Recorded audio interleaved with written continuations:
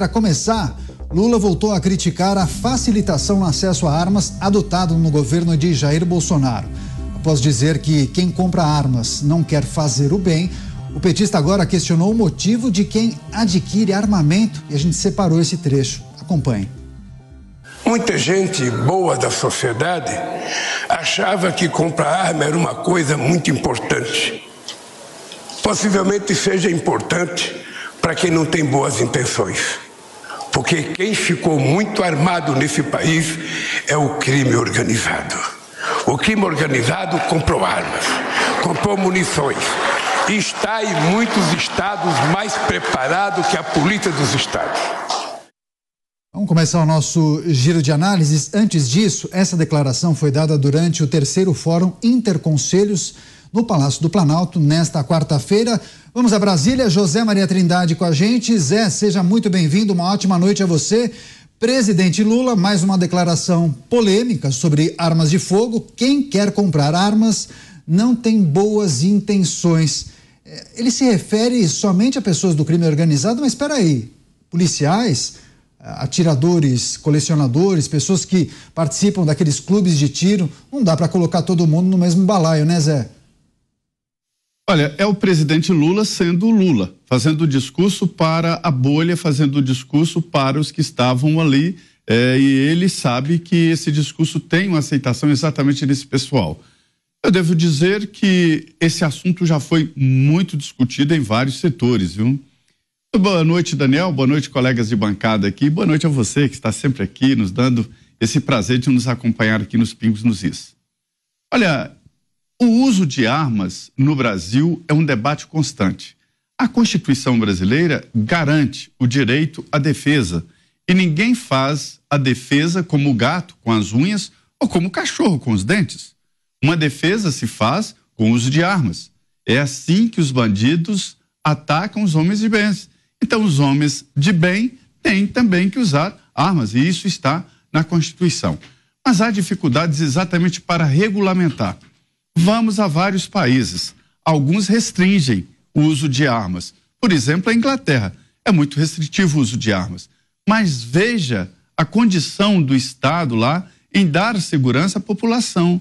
Agora, transportando para o Brasil, a insegurança reina no Brasil e dá a impressão de que quem é mesmo autorizado a andar de armas é o bandido, porque o bandido não segue leis, o bandido não segue nenhuma ética e eles andam armados.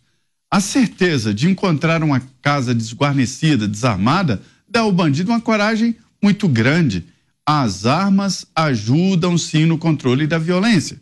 Uma frase famosa: a paz repousa sobre as armas. Não fosse assim, os países não tinham forças armadas, não tinham armas de grosso calibre e não estavam constantemente estudando e pesquisando a formação de novas armas. O Brasil é um grande exportador de armas, tanto arma de uso pessoal, né, de defesa, como também de armas bélicas, de armas de exércitos, né, como blindados. O Brasil tem uma grande indústria armamentista e isso entra no mercado internacional.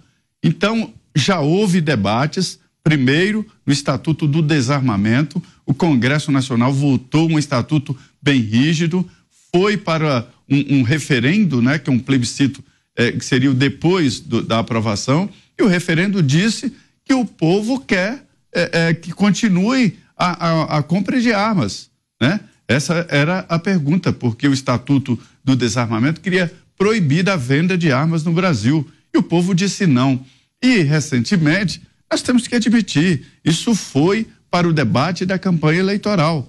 Tentaram usar essa defesa do direito do cidadão de andar com a sua defesa pronta contra Jair Bolsonaro e ajudou na sua eleição. Então, esse assunto foi discutido durante a eleição, no primeiro mandato, no mandato do Jair Bolsonaro. E o povo disse sim. Há um descasamento aí entre o que quer a população e o que querem os que mandam por aqui. Aí, meu caro Daniel, o Lula vai continuar fazendo esse tipo de discurso. Pois é, a gente continua o nosso giro inicial de análises. Roberto Mota, do Rio de Janeiro. Mota, seja bem-vindo, uma ótima noite a você.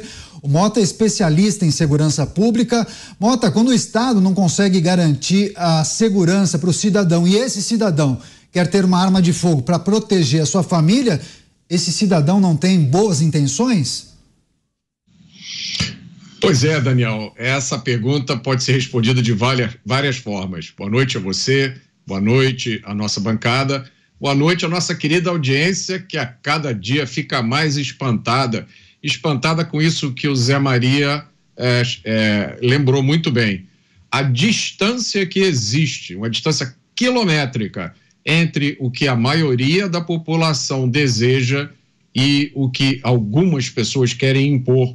É uma distância que ela não fica restrita a esse caso do porte, da posse de armas. Ela também existe no caso das drogas, em que a maioria da população pensa de um jeito, mas meia dúzia de iluminados pensam de outra forma.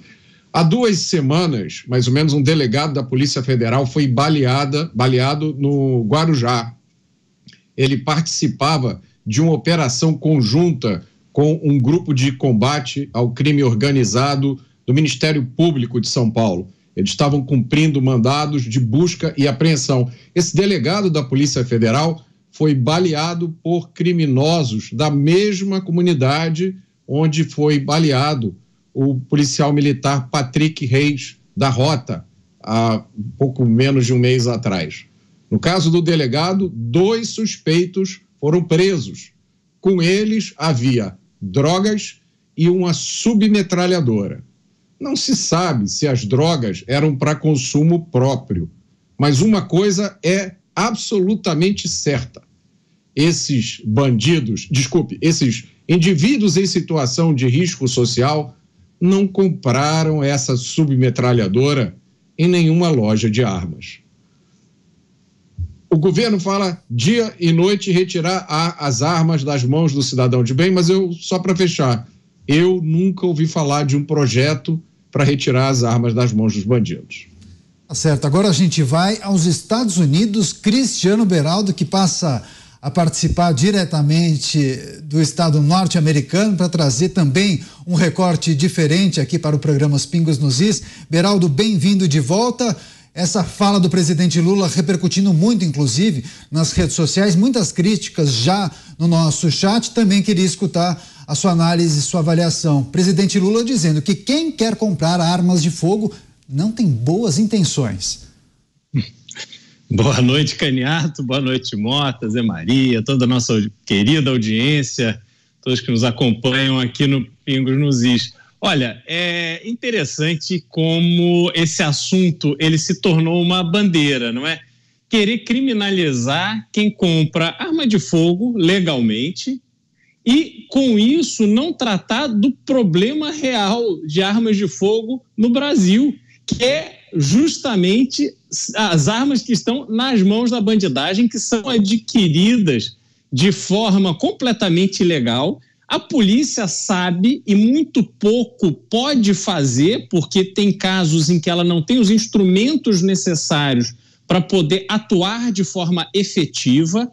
A gente vê muitas vezes operações como, eu não me lembro se foi 2, 3 ou 4 anos atrás, pegaram inúmeras armas sendo importadas de forma ilegal pelo Porto do Rio de Janeiro, e ali se descobriu um grande esquema. A gente tem que considerar que as fronteiras brasileiras, elas são extremamente frágeis, e é por aí que entram as armas que são usadas pela criminalidade brasileira, que aterroriza a vida do cidadão.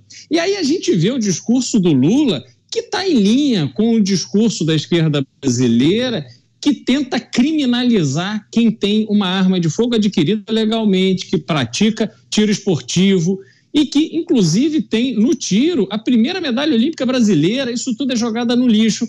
E não é porque eles estão preocupados com a violência, eles não estão preocupados efetivamente com esse cidadão que tem uma arma registrada e que, eventualmente, pode cometer um ato de loucura contra alguém. Não, não é nada disso. Isso faz parte de um processo aonde a esquerda visa enfraquecer a sociedade do ponto de vista da sua própria segurança, que diante de uma situação onde a gente tem a polícia incapaz, com baixo efetivo, com pouco armamento para enfrentar o crime, a sociedade fica refém. E aí a criminalidade fica nadando de braçada. Por que eles não tratam da criminalidade? É muito interessante esse tipo de postura que acaba envergonhando a sociedade brasileira, que humilhada todos os dias quando você sai às ruas e é submetido ao tipo de violência que a sociedade brasileira é. Agora vamos retornar a Brasília, capital federal. Cláudio Dantas com a gente. Dantas, seja bem-vindo, uma ótima noite a você. Também queria pedir sua análise nesse giro inicial, as falas de Lula, dizendo que comprar armas era importante para quem não tem boas intenções, se referindo especialmente à gestão anterior de Jair Bolsonaro. Dantas.